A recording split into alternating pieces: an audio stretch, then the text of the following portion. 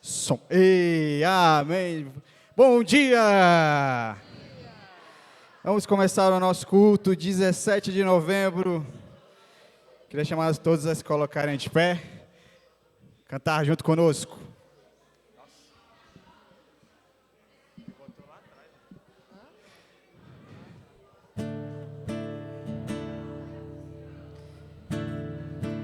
Sofonias.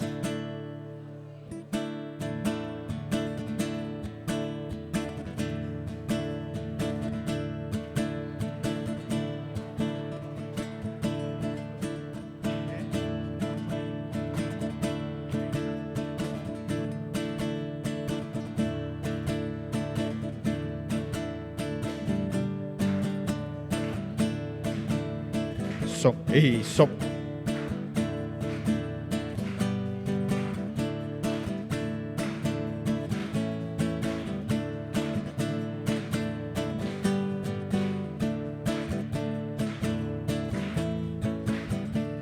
Ouvi, cantando pra mim. ouvi, Meu Deus cantando pra mim. sim, ouvi, Meu Deus cantando pra mim. ouvi, Meu Deus cantando pra mim. ouvi, Meu Deus cantando pra mim. ouvi, Meu Deus cantando pra mim. sim, ouvi, Meu Deus cantando pra mim. ouvi, Meu Deus cantando pra mim. sim, Deus canta e se alegra, é tão linda sua canção.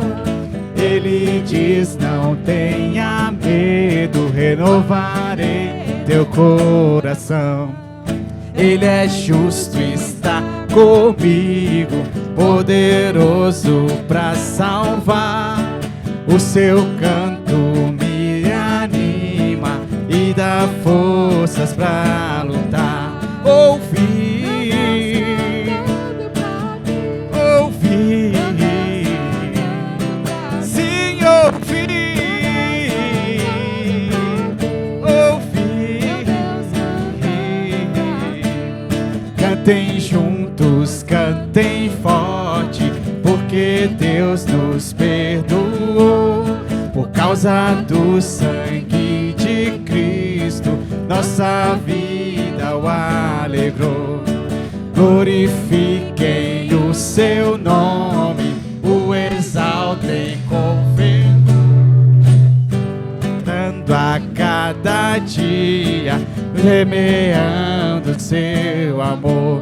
Ouvi, Cantando pra mim. ouvi, Meu Deus cantando pra mim. sim, ouvi, Meu ouvi. Deus Vamos de novo. cantando pra mim. Cantem juntos, cantem forte, porque Deus nos perdoou. Por causa do sangue de Cristo, nossa vida o alegrou. Glorifiquem o seu nome, o exaltem com fervor, perseverando a cada dia, semeando seu amor. Ouvi, ouvi, sim, ouvi, ouvi, ouvi, ouvi, sim, ouvi, ouvi, meu Deus cantando pra mim.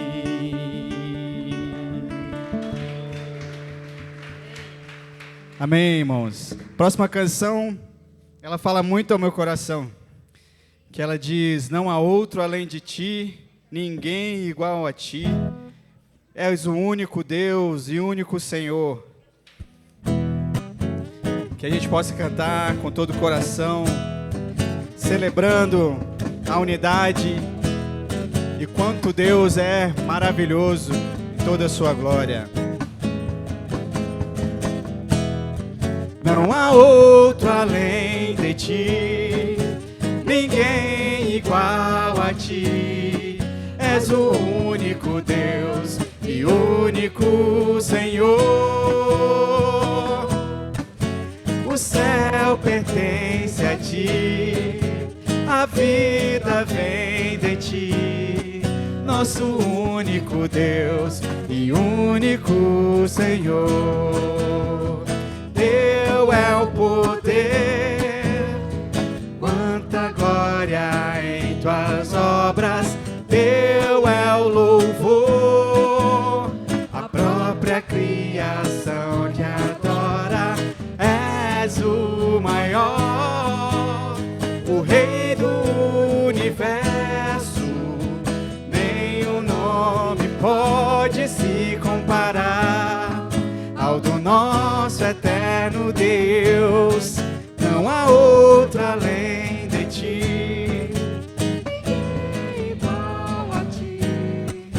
És o único Deus e único Senhor. O céu pertence a ti, a vida vem de ti. És o único Deus e único Senhor. Olho para o céu e me lembro do Senhor. Tua palavra e tuas mãos criaste essa imensidão. Não há outro além de ti, ninguém igual a ti. Não há outro além de ti. Amém. Vamos começar. Vamos passar essa parte celebrando os homens de fé, amém?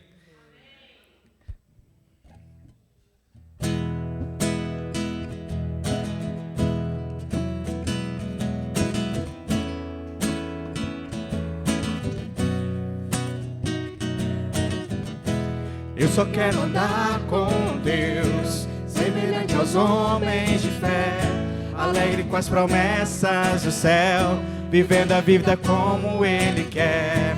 Eu só quero andar com Deus, semelhante aos homens de fé, alegre com as promessas do céu, vivendo a vida como Ele quer. Ter o fervor de Daniel, a perseverança de Noé, ser tão generoso quanto Abel e saber perdoar como José. Andar no mar e nos temporais, não duvidar. Acreditar que Deus vai me ouvir e me guiar. Não recuar, não desistir, me levantar. E na justiça prosseguir, sem desviar.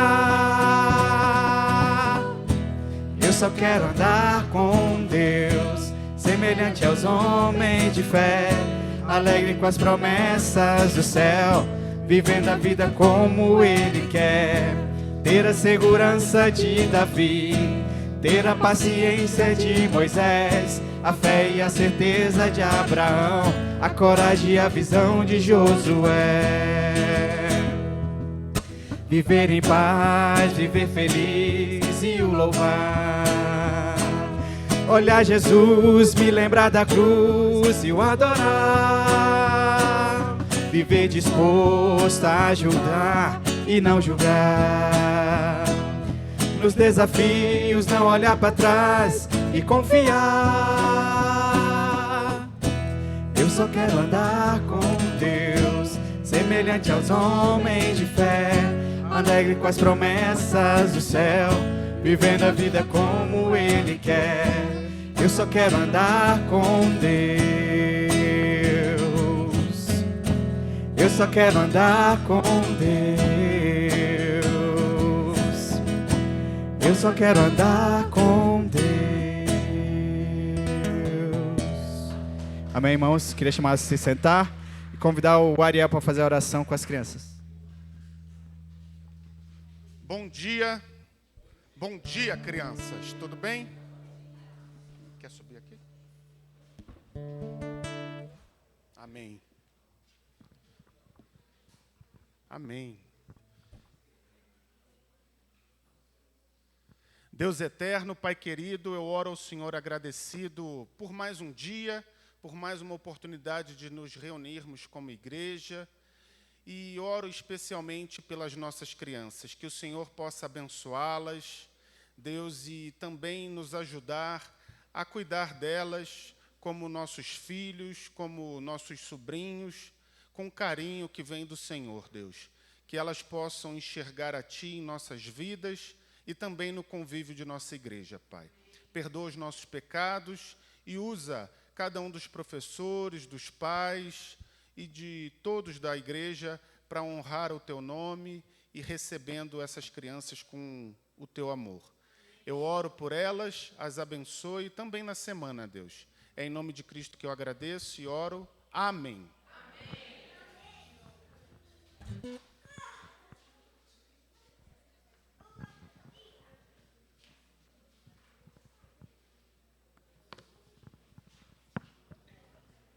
Bom dia! Ih, não tomaram o cafezinho do Caio lá fora, não. Bom dia! Ah, sim. Caio, bota mais pó no café. Ficou fraco. Bom dia, irmãos. Vou ler um versículo para nós.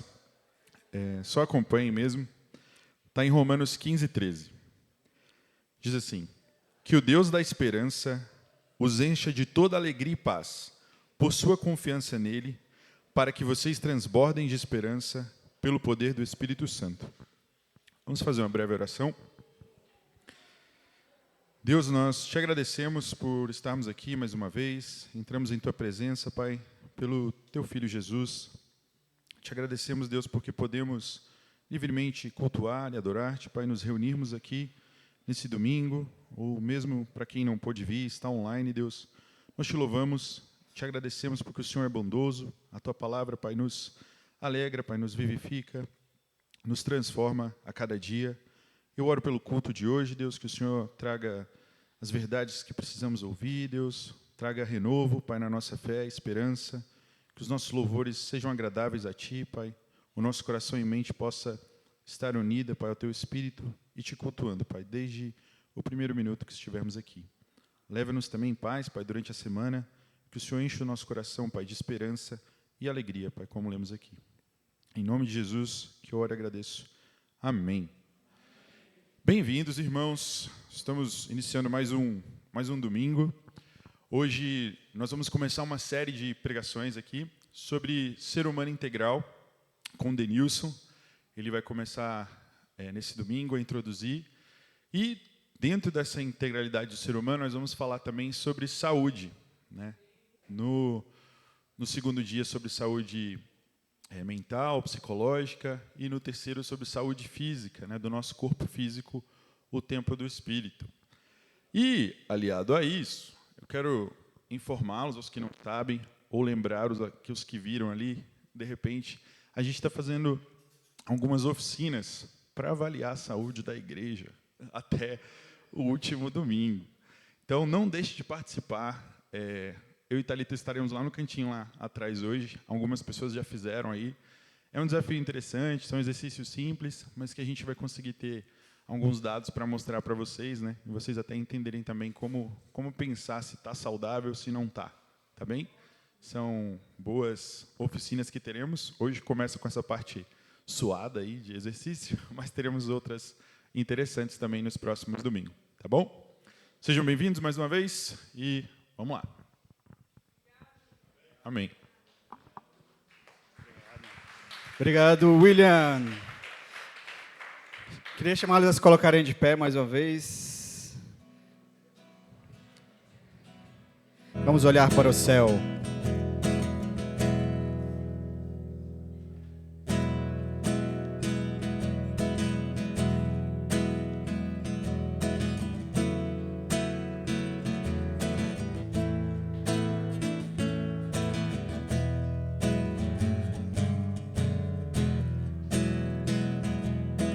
Olho para os céus e para os montes, de onde virá meu socorro. O meu socorro vem do Eterno, que fez o céu e a terra. Olho para os céus e para os montes, de onde virá meu socorro? O meu socorro vem do Eterno, que fez o céu e a terra. Não deixará que você caia, seu protetor está alerta. Não deixará que você caia, Ele não falhará. O sol não lhe fará mal de dia, nem a lua de noite. O Eterno guardará do perigo, Ele não deixará, Ele não falhará. Não deixará que você caia, seu protetor está alerta. Não deixará que você caia, Ele não falhará, Ele não falhará, Ele não falhará.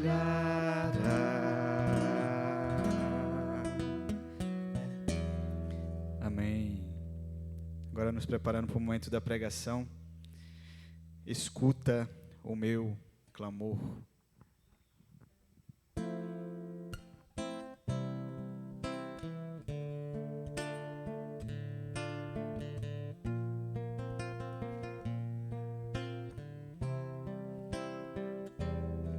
Senhor, meu Deus. Deixa só a igreja cantar.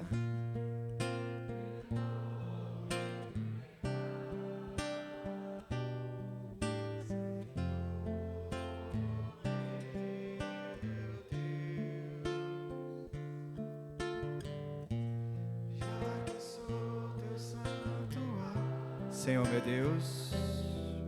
Senhor, meu Deus,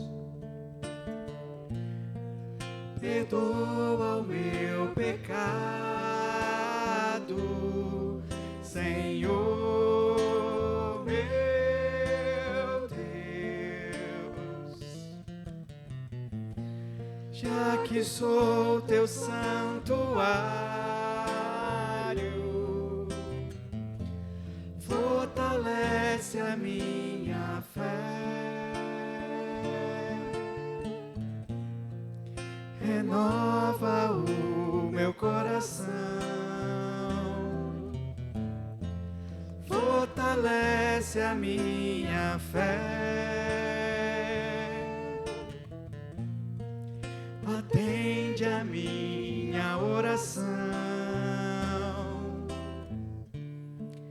pra sempre te adorar, pra sempre em tua presença, meu Deus, meu protetor. Perdoa-me, escuta o meu clamor, Senhor, meu Deus. Perdoa o meu pecado, Senhor, meu Deus. Já que sou teu santuário,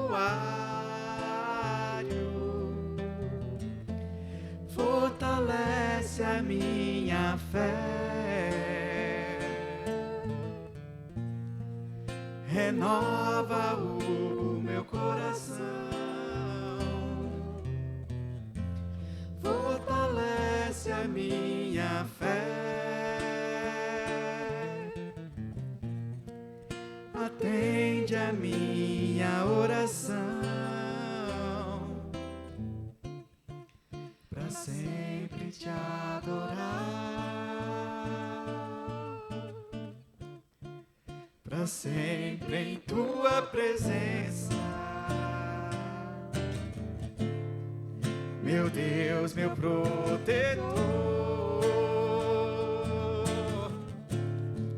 perdoa-me, escuta o meu clamor, escuta o meu clamor, escuta o meu clamor. Amém. Poder sentar, irmãos.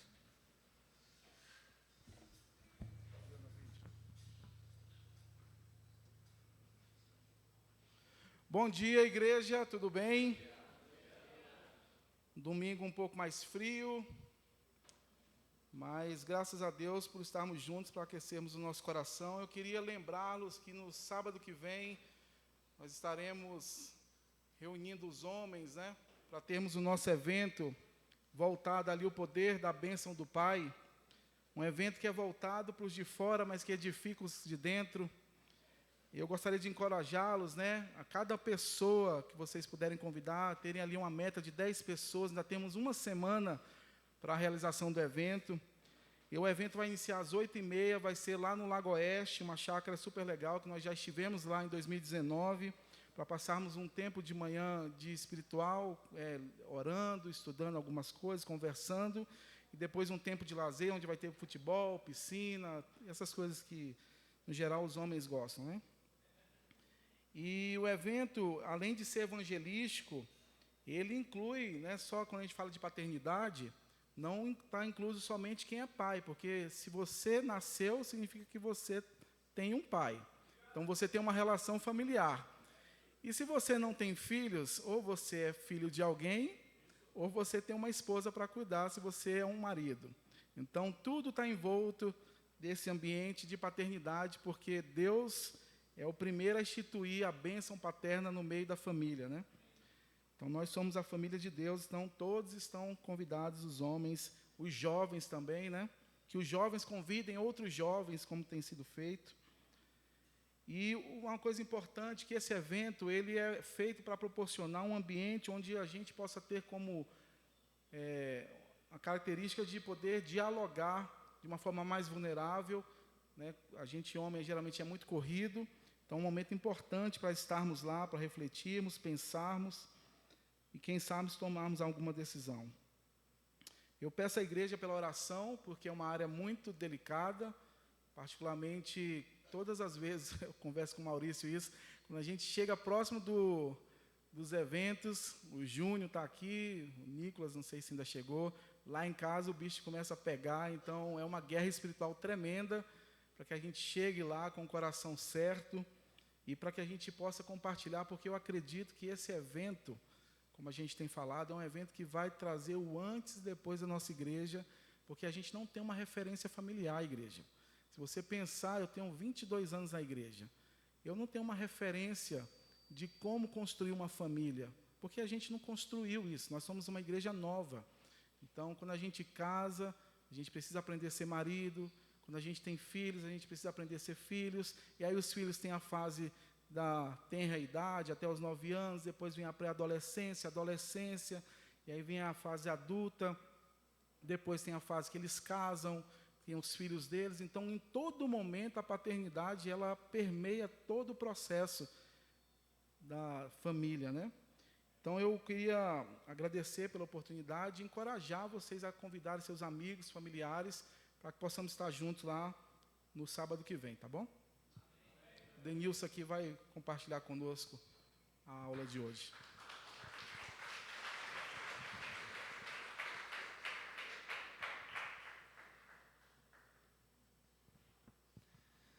Bom dia. Temos caixas novas, microfone, né? Estou sentindo aqui um som mais volumoso, né? Por assim dizer. Mas sejam todos bem-vindos. Muito bom a gente estar aqui. Vocês conhecem essa canção? Com certeza, né? Titãs, década de 80, mas ainda é muito mais baixinho, né? Vou distanciar aqui e eu acho que dá para baixar um pouco lá também o som. Década de 80, para muitos, a melhor década em termos musicais. Há controvérsias, mas pelo menos essa música aqui é da década de 80, lá dos Titãs. E, obviamente, eu não vou cantar aqui para que vocês não sintam um desejo enorme assim, de ir embora antes do tempo. Então, eu só vou me ater aqui à letra, né? Você tem sede de quê? Você tem fome de quê? A gente não quer só comida, a gente quer comida, diversão e arte. A gente não quer só comida, a gente quer saída para qualquer parte. A gente não quer só dinheiro, a gente quer dinheiro e felicidade. Essa música fala ainda, né, a muita gente, e por isso, hoje em dia, a gente ouve tanto ela ser tocada, mas ela fala de uma fome, né, que o ser humano tem, que vai para muito além das coisas físicas, né, da fome de alimento físico. A gente tem fome de um monte de coisas. E se a gente para um pouquinho para pensar, essas coisas vão emergindo assim do nosso coração, né? O ser humano tem fome de acolhimento, né? Tem fome de amizade, tem fome de inúmeras coisas, né? Se a gente for fazer uma lista, a gente vai alongando isso quase que indefinidamente. Mas são necessidades, são desejos, são anseios muito profundos. E a música traz um pouco dessa temática, né? Nesse contexto, tem uma outra frase que eu acredito que todos nós já ouvimos, né? O ser humano é aquilo que ele come. Já ouviu isso alguma vez em sua vida? E é muito falado, muito usado para vários contextos, né? Mas especialmente eu acredito que hoje em dia, muito com relação à necessidade da gente comer, né, de uma maneira saudável, né, ingerir alimentos saudáveis. Mas, na verdade, isso vem e foi cunhado por um filósofo alemão lá do século XIX, chamado Feuerbach, e ele, na verdade, era um filósofo materialista, ateu.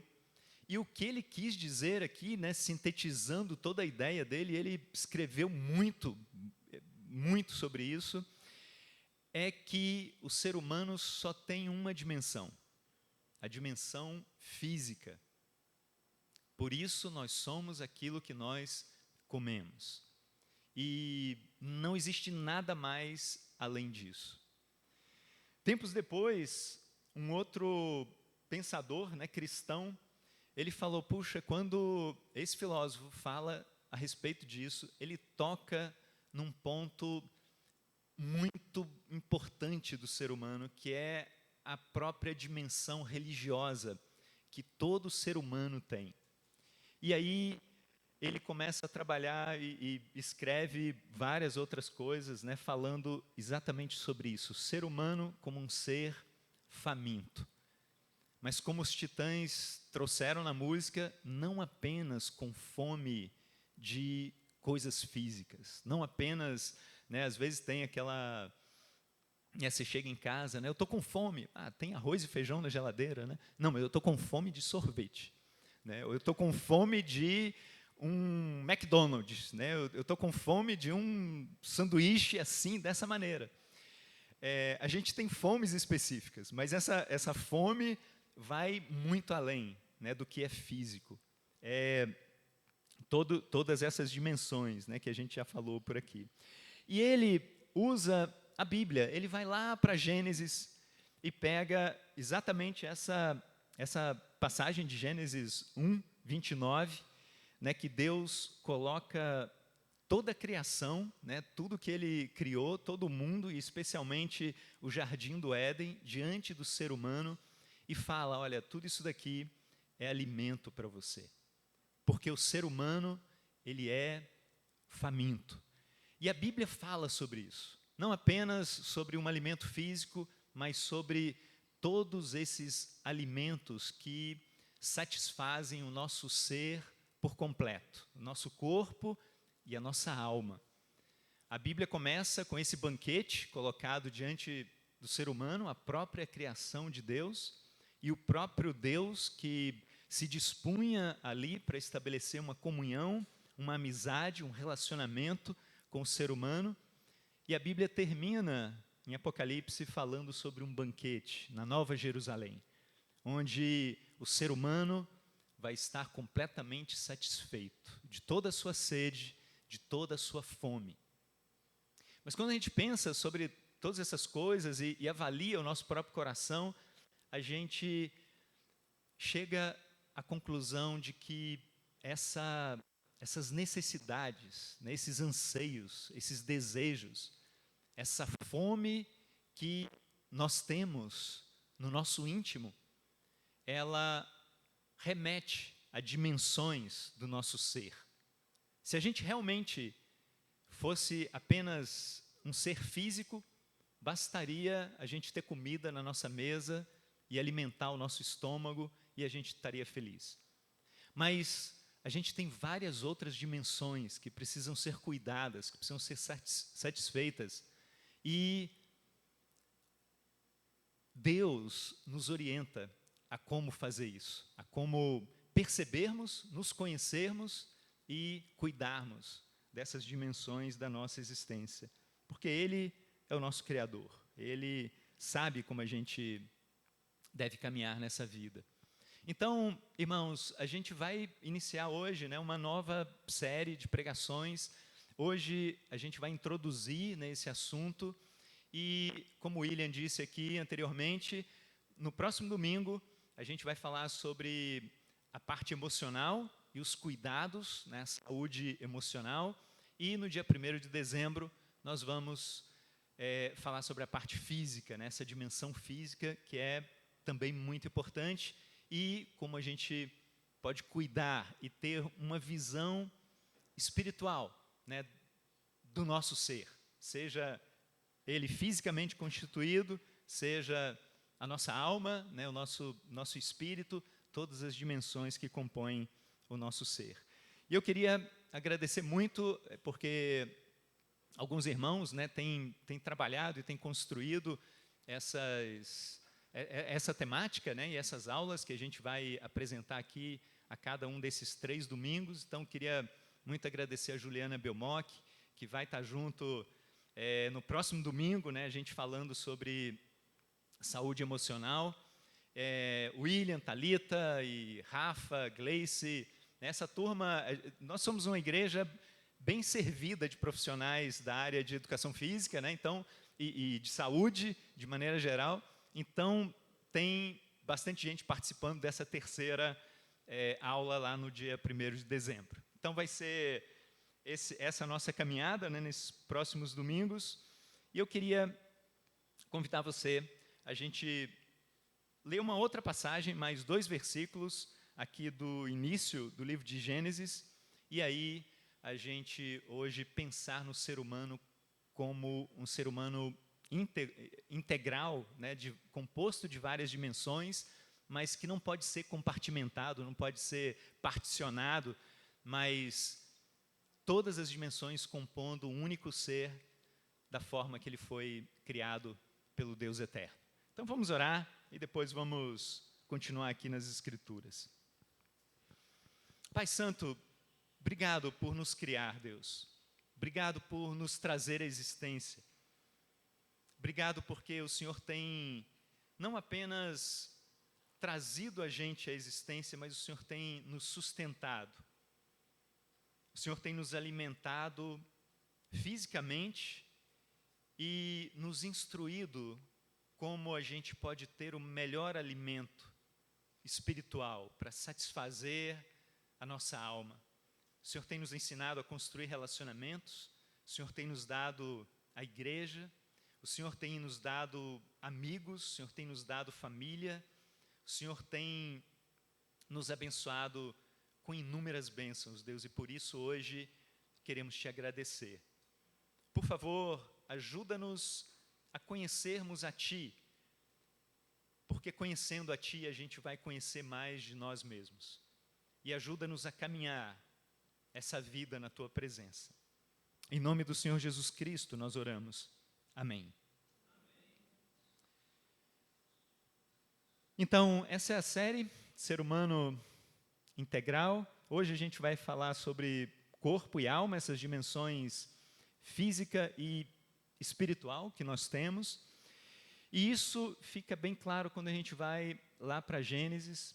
Vamos ler aqui 2 versículos, né, e trabalhar um pouco em cima dessas escrituras. Primeiro Gênesis 1:26, depois no capítulo 2, o versículo 7 de Gênesis. A Bíblia diz assim, primeiro em Gênesis 1:26. Então Deus disse: façamos os seres humanos à nossa imagem, conforme a nossa semelhança. E no capítulo 2, versículo 7, a Bíblia continua a dizer o seguinte: então o Senhor Deus formou o ser humano do pó da terra, soprou-lhe nas narinas o fôlego de vida, e o ser humano se tornou um ser vivente. Quando a gente se depara aqui com esses 2 versículos, uma coisa a gente pode perceber logo de imediato, lembrando dessa narrativa de Gênesis, né, da criação. Deus diz: façamos o ser humano. Ele deixa de seguir aquele padrão anterior das coisas que ele já havia criado, o padrão do haja, né? Haja luz, haja firmamento, haja luminares. Quando Deus vai criar o ser humano, ele diz: façamos. Ele não apenas traz a existência, mas ele vai formar um ser que é muito especial para ele, que é muito caro para ele. E de uma maneira diferente de todo o resto da criação, Deus anuncia e efetivamente forma o ser humano. A gente observa que esse verbo está no plural, né? É um compartilhamento, é um planejamento em assembleia. Deus está ali pensando, compartilhando na Trindade e talvez até com outros seres celestiais que ele já havia criado, e ele está expressando o desejo profundo do coração dele e o sonho dele de ter diante dele esse tipo de ser, esse tipo de criatura, que sou eu e você, que é o ser humano, que é a humanidade que ele estava prestes a criar. E aí esse ser especial ele é criado, como a gente pode observar, a imagem, a nossa imagem e a nossa semelhança. Isso diferencia o ser humano de todo outro ser da criação. Nós somos formados à imagem e à semelhança do Deus eterno, do próprio Criador. E isso quer dizer muita coisa, mas principalmente isso quer dizer que eu e você temos uma capacidade que nenhum outro ser da criação tem, de termos um conhecimento de Deus e de estabelecermos comunhão com Deus, de termos relacionamento, de vivermos em verdadeira comunhão com o nosso Criador a partir de um conhecimento que Ele nos revela dele próprio. Isso é completamente diferente. E é isso que eu queria encorajar cada vez mais, cada um de nós aqui, a nos apropriarmos dessa grande capacidade, dessa bênção, dessa dádiva, desse presente que o Senhor nos dá, de, ao longo da vida, a gente conhecê-lo cada vez mais, num relacionamento cada vez mais profundo com Ele. Se a gente também pensa na criação e na narrativa de Gênesis como um todo, a gente percebe que Deus, ele diz, né, ele se revela, ele comunica a sua palavra de uma maneira que o ser humano pudesse entender e comunica para a cultura daquela época. A gente não pode esquecer que isso daqui foi recebido pelo povo de Israel quando ele estava no deserto, após sair de séculos ali de escravidão e domínio egípcio, e há mais ou menos 3.500 anos, né, 1.500 anos antes de Cristo, por meio de Moisés, Deus vai revelando a sua palavra ao povo. E se a gente pega a cultura, né, Deus faz isso, Deus pega elementos da cultura para se comunicar com o povo e vai muito além da cultura daquela época, né, dos primeiros ouvintes dessa palavra. Mas se a gente percebe alguns aspectos culturais lá do Oriente, naquela época, daquelas culturas, os egípcios, caldeus, babilônios e todos aqueles povos ali da antiguidade, a gente percebe que eram povos politeístas, né, adoradores de vários deuses, e que tinham algumas crenças. Por exemplo, muitas dessas divindades, se não todas, eram representadas por estátuas, por imagens. E, no geral, as pessoas acreditavam que o espírito daquele Deus era refletido naquela imagem e, por vezes, efetivamente habitava aquela imagem. Então, por exemplo, esse daqui é o Deus Sete, lá do Egito. Era o Deus da guerra, o Deus do caos e de outras coisas mais.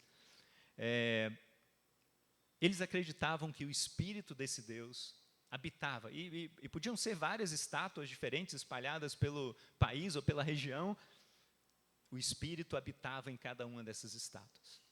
E uma outra maneira de manifestação dos deuses, né, culturalmente aceita, era uma crença forte desses povos, era que os reis eram representantes das divindades. Os reis, às vezes, eram encarados como a encarnação dos próprios deuses e eram adorados, muitas vezes, mas, de maneira geral, os reis tinham uma comunicação e um relacionamento muito estreito com os deuses conhecidos, adorados e cultuados por esses povos nessas épocas. E, no caso do rei, ele reinava como instrumento do Deus daquela nação, que normalmente tinham deuses principais, secundários e etc. O que Deus faz quando vai mostrar para o seu povo, recém-saído do Egito, a sua verdade, a sua revelação? Quem Ele é e o que significa todos esses elementos da criação e qual é o sentido, qual é o propósito de todas as coisas e do próprio ser humano. Deus, se a gente olha para Gênesis e lê Gênesis capítulo 1, né, capítulo 2, a gente vai perceber o universo, ele é formado como a construção de um grande templo, de um templo infinito. Como eram feitos os templos dos deuses naquelas culturas e naquela época. E o ser humano, ele é colocado nessa criação, ou nesse templo, como imagem e semelhança desse Deus. Na verdade, Deus estava comunicando para o povo, como comunica para a gente até hoje: eu sou Deus, o único e verdadeiro Deus, o Criador de todas as coisas. O universo é como um templo e todas as criaturas do universo devem me adorar, e eu estou colocando nesse templo a minha imagem e semelhança, o ser humano. Então o ser humano foi criado com muita honra, com muita glória, com muito significado. E a gente sabe que isso foi perdido. Gênesis capítulo 3, teve a queda e o pecado entrou na humanidade e conduziu muita coisa da história até hoje, mas essa é a ideia. E quando a gente vai para esses versículos que a gente leu aqui de Gênesis, a gente tem a imagem de um oleiro que constrói uma estátua, que constrói uma imagem. É o nosso corpo físico, é Deus pegando lá a tabela periódica, né, os elementos físicos e nos constituindo o ser humano. Mas a coisa não para aí, né? Deus, depois de nos criar do pó da terra, Ele sopra nas nossas narinas o fôlego de vida. E isso é uma outra parte interessante, porque os outros animais da criação também são seres vivos, também têm fôlego de vida. Mas o ser humano é diferente, porque todo outro animal foi criado, como Gênesis menciona, como seres viventes, que têm fôlego de vida. O ser humano é o único que Deus pessoalmente chega, forma e sopra do seu próprio fôlego nas narinas do ser humano a vida. Ou seja, o autor de Gênesis está querendo nos passar uma mensagem, inspirado pelo Espírito Santo de Deus, que eu e você, nós temos vida a partir da vida do próprio Deus. Deus nos constituiu seres humanos para a adoração dEle e nos constituiu para a eternidade. Esse é o propósito de Deus, que a gente não seja destruído, mas que a gente viva eternamente na presença dEle. Deus fez isso, né, com muito zelo, com muito amor, né, em assembleia, como nós vimos, ou seja, desde os primeiros seres humanos até eu, você e todo ser humano desse planeta, nós não existimos por acaso. Nós não somos obra do acaso. A gente foi constituído por Deus e a gente foi criado e somos sustentados pelo próprio Deus. Quando a gente percebe, então, toda essa história, né, que Gênesis traz para a gente, podemos encontrar, né, e perceber várias dimensões. E aqui entra, né, essas dimensões e o cuidado que a gente precisa ter com cada uma delas. A gente percebe a complexidade, né, desde o início, desde as primeiras etapas, né, da criação. E, obviamente, né, a leitura de Gênesis não é uma leitura histórica, cronológica, ou uma leitura científica, né, da maneira que a gente compreende modernamente a ciência. A Bíblia, começando de Gênesis até Apocalipse, ela foi inspirada por Deus e colocada nas nossas mãos para nos dar uma dimensão teológica de conhecimento. Algo que Deus, de uma forma atemporal, quer transmitir para cada cultura, para cada povo existente sobre a face da terra. E se a gente pega então Gênesis, lá desde o início, no primeiro dia, a gente vê Deus criando a matéria, né? Um Big Bang, né? Do nada, uma criação a partir do nada, Deus traz à tona toda a matéria. Então aqui, efetivamente, Deus cria a tabela periódica, né? Como a gente conhece em todo o universo. O mundo inorgânico é criado, o mundo dos minerais. Lá no dia 3, a gente vê Deus criando os vegetais, ou seja, o mundo orgânico. Um tipo de vida surge na criação. É a dimensão biótica da vida. E as plantas crescem sobre toda a superfície da terra. Lá, dias 5 e 6, a gente percebe um mundo sensível sendo criado. e o nível de complexidade vai aumentando a cada uma dessas etapas teológicas, né, da criação. E aqui a gente vê nascer uma dimensão psíquica. O sistema nervoso é criado em várias espécies, né, e a gente tem essa diferenciação dos animais inferiores, né, um sistema nervoso rudimentar, de diferentes tipos, até os animais superiores, né, os mamíferos, sistema nervoso central e com uma capacidade enorme de afeto, né, de manifestação de várias dimensões do seu próprio ser. Né, você pega os gatos, nem tanto, né, mas os cachorrinhos, né, por exemplo, a Suki, ela manifesta uma gama enorme de emoções, né, desde aquela alegria, né, quando a gente chega em casa, até uma raiva e um destempero assim completo, né, vai de um extremo a outro e às vezes muito rapidamente, manifesta medo, manifesta apreensão, um monte de coisa a gente pode perceber dos animais. E dos gatos também, viu, Lana? Eles são ótimos.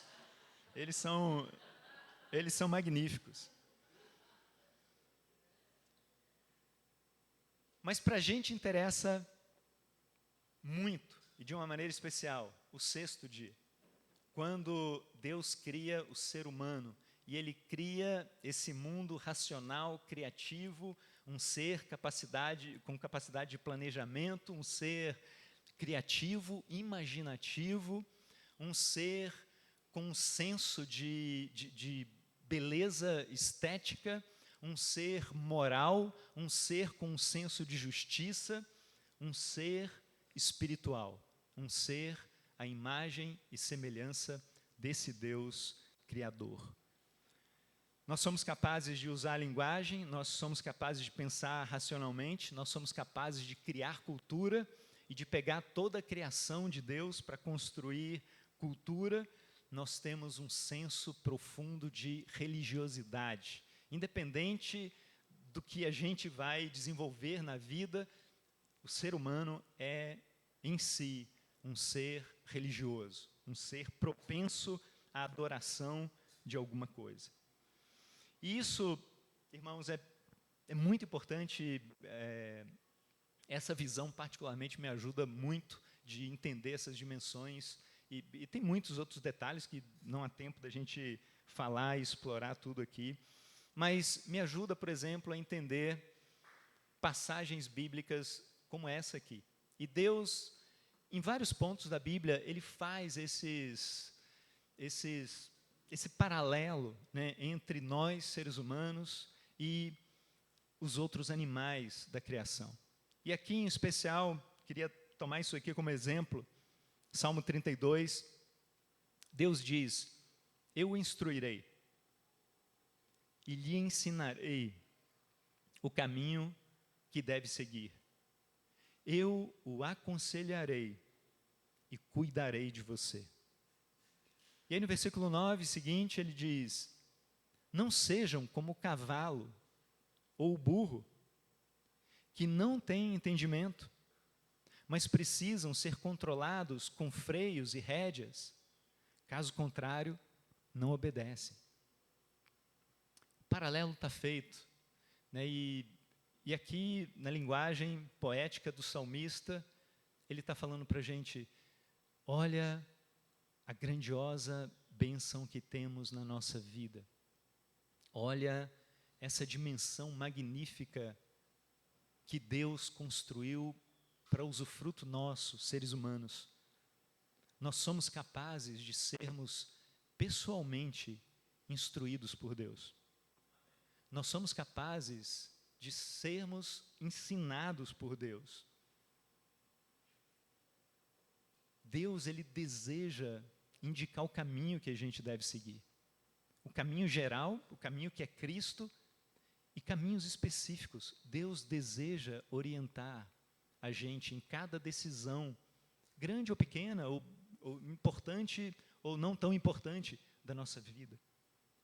Deus deseja nos aconselhar. É bom a gente receber conselhos, né? Bons conselhos, sábios conselhos. Deus tem disposição para nos aconselhar na vida. Deus, Ele quer cuidar da gente. Deus, Ele quer nos acolher, nos amparar, nos carregar no colo quando for preciso, nos guiar pelo caminho.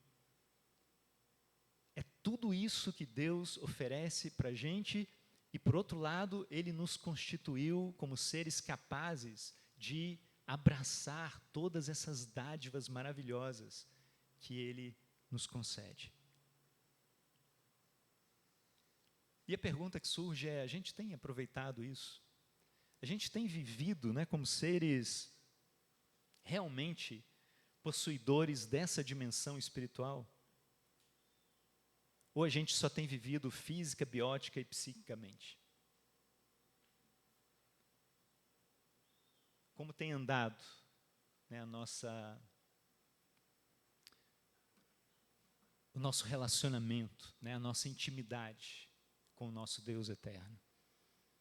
É possível, irmãos, é possível a gente construir nesse nível que o salmista fala e que a Bíblia fala, como um todo. E diante disso, né, diante dessa parte física, né, que Deus nos formou do pó da terra, e dessa parte espiritual, que Deus soprou nas nossas narinas um fôlego de vida e construiu nossa alma, nosso espírito, e todas as dimensões inerentes, né, a vontade, os sentimentos, o raciocínio e tudo isso que nós temos como seres humanos, a gente pode perguntar, né, qual parte, então, é mais importante? Qual dessas dimensões, né, e a gente nem deveria, na verdade, falar em partes, porque são dimensões, como falamos, unidas, que constituem esse ser único e integral. E aí, quando a gente começa a pensar na importância de cada uma dessas partes, de cada uma dessas dimensões, na verdade, a gente percebe muita influência e uma influência diversa da cultura. Por exemplo, se a gente percebe a história, né, desde a antiguidade até hoje, a gente vê pelos relatos e registros que temos que os antigos gregos e romanos, por exemplo, eles prezavam muito algumas virtudes, como a coragem, como a lealdade, que são virtudes maravilhosas. Mas eles acreditavam que, para que essas virtudes, que eles tanto prezavam, fossem cultivadas na vida humana, o ser humano precisava reprimir os sentimentos. Havia uma luta, uma batalha no ser humano. Por um lado, as paixões, os afetos, as emoções, os sentimentos. E, por outro lado, as virtudes que estavam mais ligadas à razão. E aí, no meio dessa batalha, cada um deveria reprimir suas emoções e cultivar, fazer o máximo possível para que florescesse do coração as virtudes. Se a gente caminha na história, né, e vem para a modernidade, e é muito do que a gente vive hoje, contemporaneamente, a coisa em alguns aspectos, né, ou em alguns âmbitos, até se inverteram. Porque hoje a gente percebe, às vezes, os sentimentos dominando sobre as outras dimensões. E, às vezes, o sentimento definindo a própria identidade do ser. Ou seja, estou citando isso como exemplo para a gente perceber que as dimensões humanas e a percepção delas varia muito em função da nossa cultura. E hoje a gente tem uma cultura dominante que nos envolve, e a gente percebe que essa cultura, ela é, às vezes, oposta à cultura até de 20, 30 anos atrás.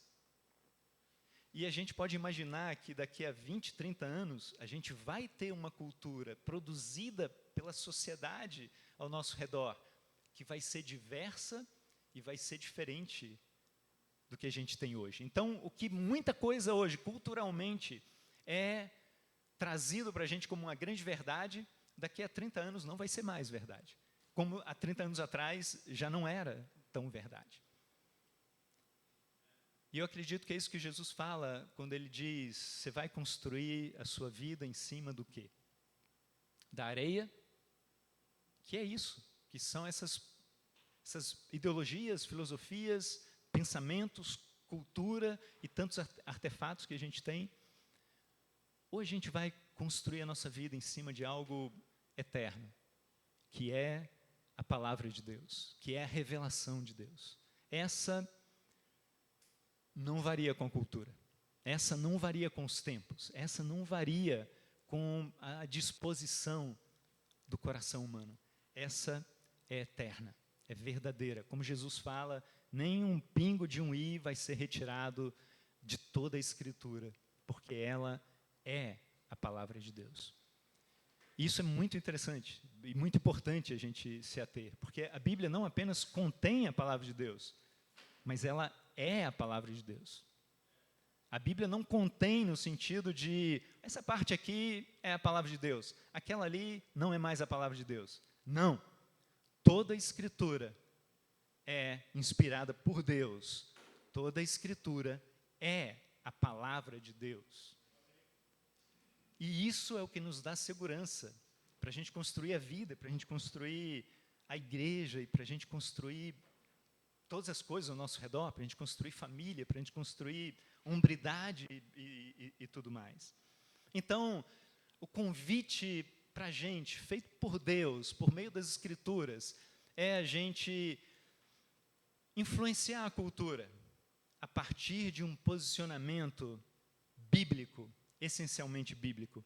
E aqui que eu queria trazer esse exemplo, né, de Agostinho, e é uma citação aqui do Keller, que ele fala, né, falando especificamente sobre as confissões de Agostinho, ele diz assim: as confissões de Agostinho são inigualáveis na história, porque na obra ele olha para o passado, e Agostinho viveu ali no IV, V século, ele viveu na antiguidade, né? Então ele olha para o passado e reflete sobre suas emoções, que na antiguidade, onde ele, né, no período que ele vivia, deveriam ser reprimidas, ignoradas. Agostinho, então, ele não foi antigo, no sentido de abraçar a cultura da antiguidade, nem moderno. Não seguiu as tendências da cultura do mundo, mas ele foi bíblico. Esse é o ponto, irmãos. E é isso que eu queria tanto encorajar cada um de nós, no tempo presente. Vamos ser bíblicos. Vamos nos voltar para as Escrituras. Vamos abraçar as Escrituras de todo o nosso coração. Vamos aprender com elas. Vamos deixar Deus nos instruir por meio delas. Vamos deixar Deus nos ensinar o caminho por meio delas. E deixando essa luz brilhar nas nossas vidas, vamos influenciar a cultura ao nosso redor. Esse é o chamado de Deus, não apenas para mim e para você, mas para a igreja, nesse período da história e em todos os outros, na verdade. Como a gente tem caminhado, né? Como tem sido nossa vida? O que mais tem influenciado a mim e a você? A cultura ou a Bíblia? Com o que o nosso coração está mais envolvido? O que pulsa, né, como paixão dos nossos corações? Os aspectos apresentados, os artefatos culturais? Ou a revelação de Deus, pura, justa, bela, verdadeira, que emerge da Escritura? Vamos amar de todo o nosso coração a Deus e a sua palavra. Amém? Nós somos seres, então, constituídos por corpo e alma. Todas as dimensões do nosso ser são importantes, e é importante a gente aprender, por meio da Bíblia, a cuidar de cada uma dessas dimensões. Semana que vem a gente vai falar sobre essa dimensão emocional e dos cuidados da saúde emocional. E Na próxima, a gente vai falar sobre saúde física. O William pede para avisar, né, como ele avisou aqui, mas domingo que vem, a partir de 9h30, ele e Thalita vão estar aqui fazendo as oficinas. E agora também, logo depois do culto, ele vai estar aqui, né, nesse mesmo ambiente que ele estava anteriormente. E quem quiser participar, é divertido, é interessante e vai subsidiar bastante essa terceira pregação, né, que eles vão trazer daqui a 2 semanas. Então, encorajo a todos a participarem, a se envolverem e aprenderem de Deus sobre essa ação e esse cuidado nas nossas vidas. Muito obrigado. Queria chamar o Urley, que vai nos guiar aqui na mensagem da ceia. Obrigado.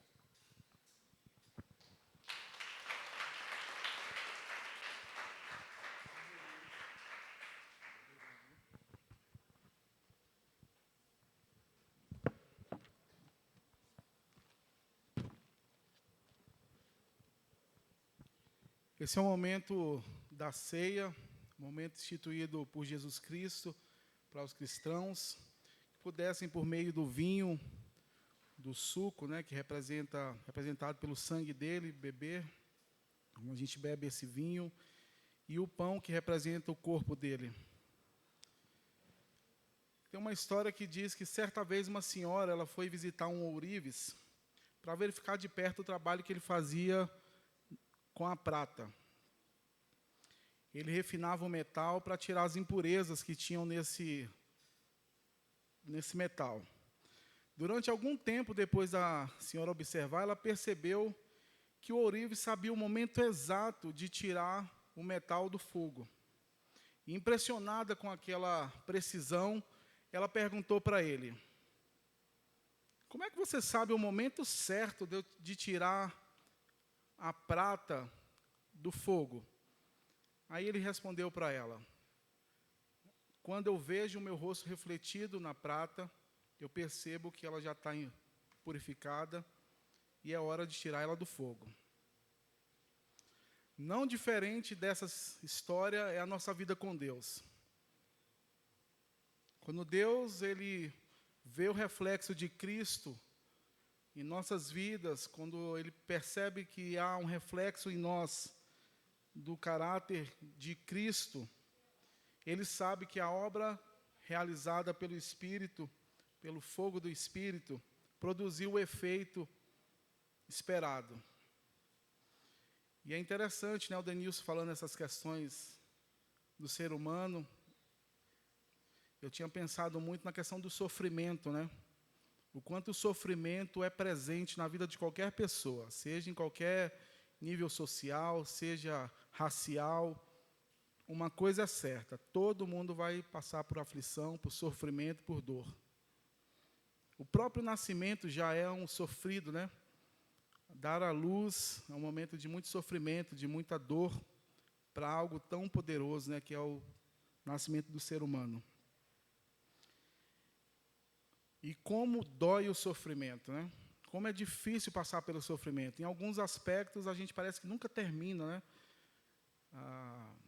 Lembro de situações do meu pai, quando ele estava enfermo, né? Foram 11 meses na UTI, parecia uma eternidade, né?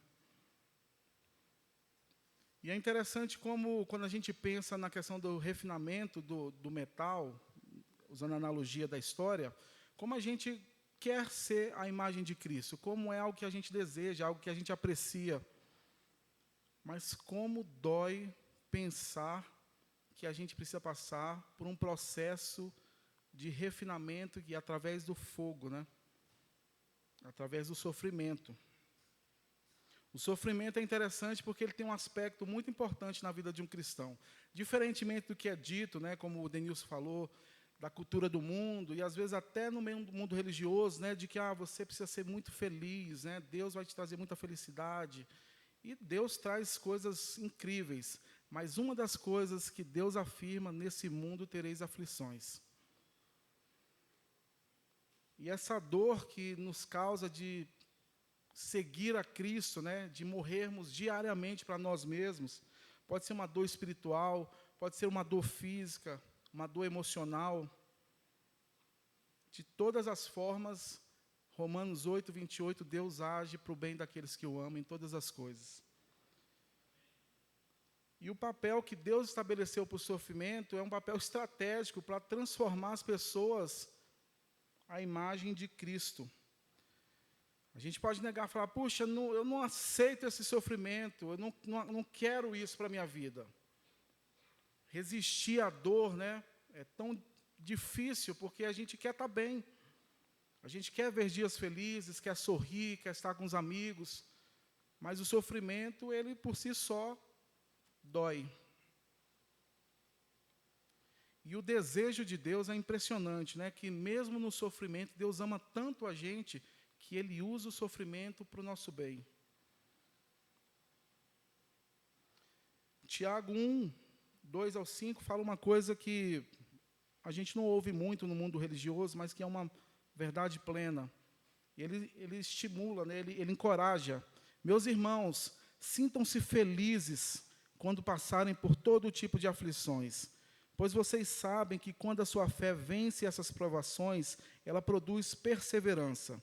Que essa perseverança não seja perfeita, a fim de que vocês sejam maduros e corretos, não falhando em nada. Mas, se alguém tem falta de sabedoria, peça a Deus, e Ele a dará, porque é generoso e dá com bondade a todos. Como eu disse, uma das certezas que a gente tem é que nesse mundo a gente vai passar por aflição. Eu converso isso com meus filhos, eu abençoo eles diariamente e falo, meus filhos, vocês vão passar por dificuldades, porque a dificuldade forja o caráter do homem, né?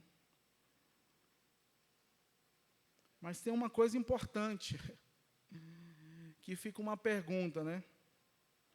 A gente vai aproveitar o sofrimento, a dor, debaixo da graça de Deus, na presença de Deus, ou a gente vai desperdiçar esse momento, porque a gente não está disposto a sofrer como, não sei se necessariamente Deus quer, né? Porque às vezes são coisas estúpidas que nós fazemos e sofremos pelas consequências. Mas por isso que Tiago fala a diferença de tentação e provação, né? Mas o ponto aqui é a provação que Deus coloca em nós. Não há uma provação que seja fácil. E aí eu me lembrei, né, de uma parte quando Jesus está com os discípulos, com a multidão, e ele fala palavras duras para a multidão, e a multidão se volta, né, e abandona ele, e ele vira para os 12 e diz, será que vocês também querem ir embora? Porque as minhas palavras foram duras demais. E aí Pedro responde algo que sempre vem ao meu coração. Quem é que vamos seguir? O Senhor que tem as palavras de vida eterna. Eu queria encorajar nesse momento da ceia, não sei o sofrimento, a dor, o que você passa, mas uma coisa é certa, sintam-se felizes, porque nesses momentos de aflições, de sofrimento, de dor, Deus tem um propósito de transformar a nós como a imagem de Cristo. Vamos orar. Pai, eu quero orar ao Senhor, agradecendo pela Tua bondade, Tua misericórdia. É difícil entender essas coisas, Pai. É difícil aceitar. Eu me lembro de coisas que já vivenciei, que eram tão difíceis de entender e de aceitar de fato. Parecia que o que eu lia não fazia sentido com o que eu sentia. E, Pai, muito obrigado pelo exemplo de Cristo, que personifica tudo aquilo que o Senhor fala, Pai. Quando fala lá em Filipenses 12, da humildade cristã, que Cristo não se apegou ao fato de ser Deus, mas se desfez disso e colocou-se como homem, e não como um simples homem, mas como um servo, sofrendo na cruz em favor de muitos. Ajuda-nos, Pai, eu peço por mim e por todos, que possamos desfrutar, Deus, das dificuldades do nosso lar, das dificuldades que a gente passa no âmbito secular, das dificuldades que a gente tem de nos relacionarmos com o Senhor, das dificuldades que a gente tem por enfermidade, das dificuldades que a gente tem pela nossa própria limitação, Pai. Abençoa-nos, Pai, e guia-nos para entendermos coisas tão básicas. Porque, como fala aqui, depois de passar por essa provação de forma plena, completa, surge o amadurecimento, Deus. E aí, isso nos traz uma outra visão do caminhar com o Senhor, Deus. Em nome de Jesus, eu agradeço ao Senhor por tudo. Amém.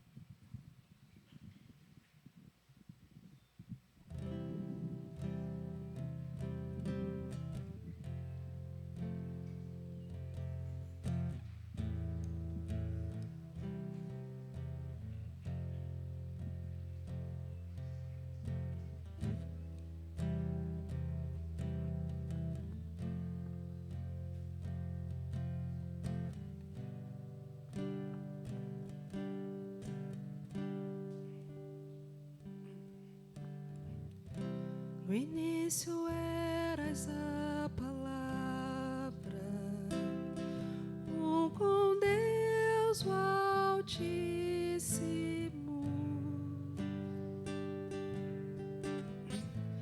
o mistério de tua glória, Cristo em ti se revelou. Ó, quão lindo esse nome é! Ó, quão lindo esse nome é, o nome de Jesus, meu Rei. Ó, quão lindo esse nome é, maior que tudo Ele é. Ó, quão lindo esse nome é, o nome de Jesus. Deixou o céu para buscar-nos, veio para nos resgatar. O amor maior que o meu pecado, nada vai nos separar. Ó, quão maravilhoso é!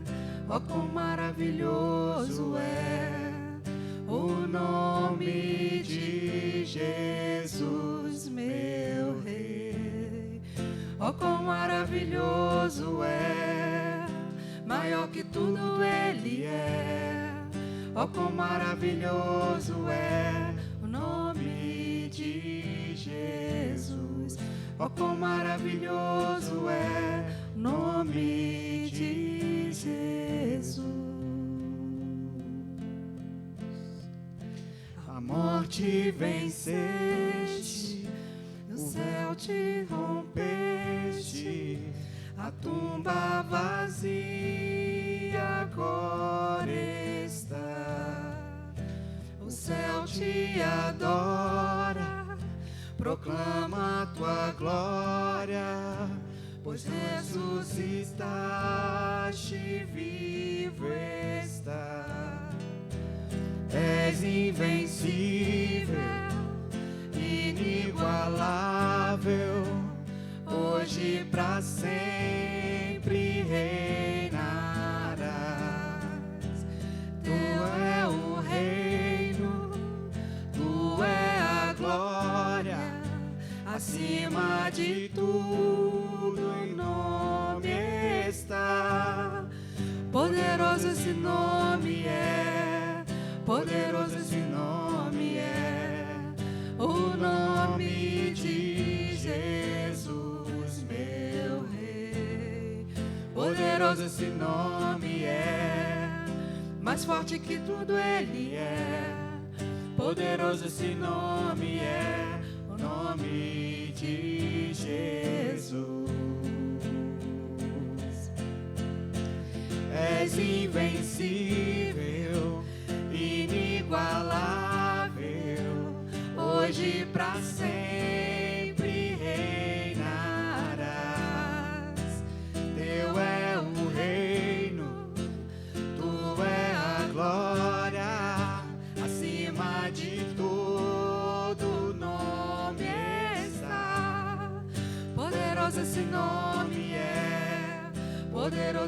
nome é o nome de Jesus, meu Rei. Poderoso esse nome é, mais forte que tudo Ele é. Poderoso esse nome é, o nome de Jesus. Poderoso esse nome é, o nome de Jesus. Poderoso esse nome é, nome de Jesus.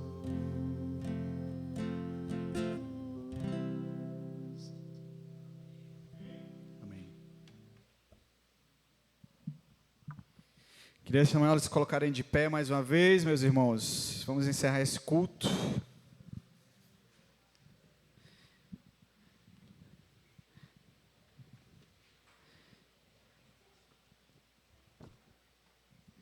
Cultos, dia 17. Da minha alma, tu és a luz. Quando eu estava pensando, o Lei falou, essa música vai encaixar com a pregação. E o Denilson justamente falou para procurarmos estar mais conectados com a luz das Escrituras, com a luz de Deus, que a gente possa refletir no que foi dito hoje, nos preparando para o domingo que vem, que a série continua falando da alma, como é que fala? Da saúde da alma. Isso, saúde da alma. A Ju Belmock. Vamos cantar, meus irmãos. Da minha alma, tu és a luz que ilumina a minha vida. Da minha alma, tu és a luz e a chama sempre brilhará.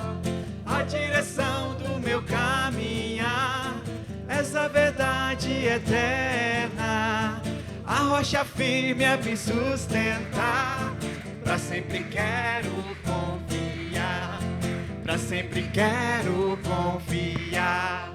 Da minha alma tu és a luz que ilumina a minha vida. Da minha alma tu és a luz que a chama sempre brilhará. A direção do meu caminhar, essa verdade eterna. A rocha firme a me sustentar. Pra sempre quero confiar. Pra sempre quero confiar. Só a igreja. Da minha alma.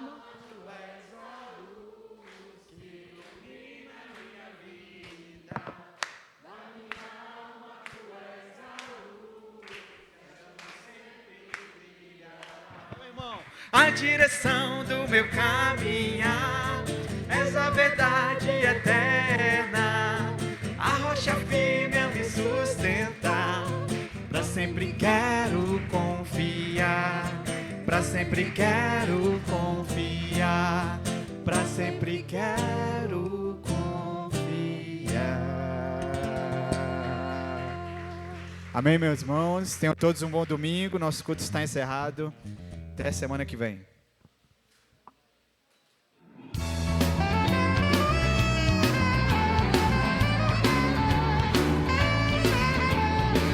I still remember when the Lord first called me. I still remember what a fool I was. I thought I was righteous in my indignation, so quick to criticize, so quick to judge.